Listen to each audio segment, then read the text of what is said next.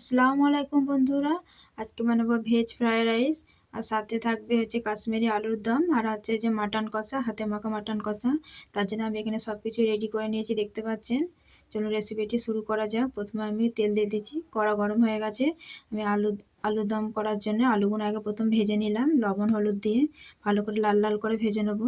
ভেজে রেখে দেবো। দিয়ে তারপর আমি হাঁড়িতে পাতিলে এই যে জিরে আর তেজপাতা শুকনো লঙ্কা ফোড়নে দিলাম।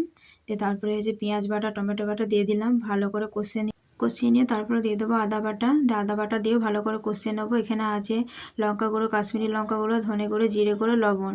দিয়ে ভালো করে মশলাটা কষিয়ে নেবো আমি পানি দিয়ে। তারপরে দিয়ে দেবো এতে যে কাজু বাদাম আর হচ্ছে চারমগজ বাটা। দিয়ে তারপর পানি দিয়ে ভালো করে কষিয়ে নেবো।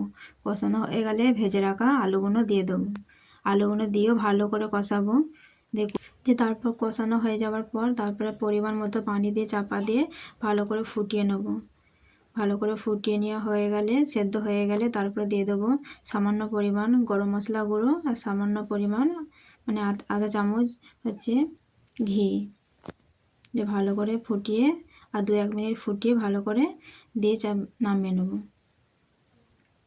দিয়ে যে রেডি কাশ্মীরি আলুর দম। কেমন হয়েছে অবশ্যই কমেন্ট করবেন। আর তারপরে এদিকে করব হচ্ছে মাটন কষা হাতে মাখা। এই যে মাটন নিয়ে নিয়েছি, সব রকম মশলা দিয়ে দিলাম, আদা রসুন বাটা দিয়ে দিলাম, তেল দিয়ে দিলাম, এই যে গোটা গরম মশলা, তার সাথে তেজপাতাও আছে। দিয়ে ভালো করে মাখিয়ে নিলাম।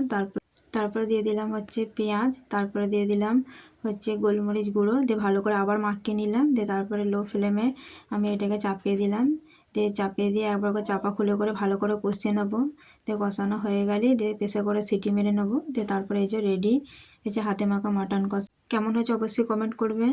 তারপর ফ্রাইড রাইস করার জন্য কাজু কিশমিশ ভেজে নিলাম ঘি দিয়ে।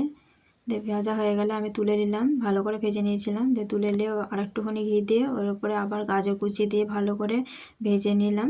দিয়ে তারপরে দিয়ে দেবো এখানে বিনস কুচি দিয়ে আবার তারপরেও ভেজে নেবো ভালো করে।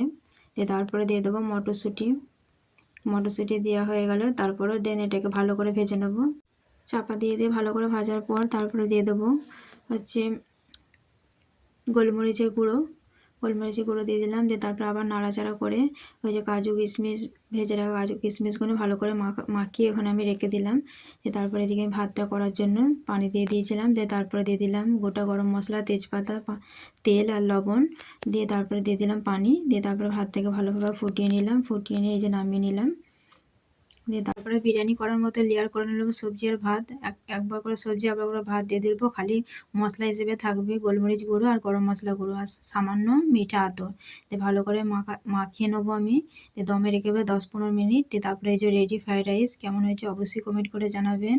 ভিডিওটি ভালো লাগে লাইক কমেন্ট শেয়ার করবেন। আল্লাহ হাফেজ।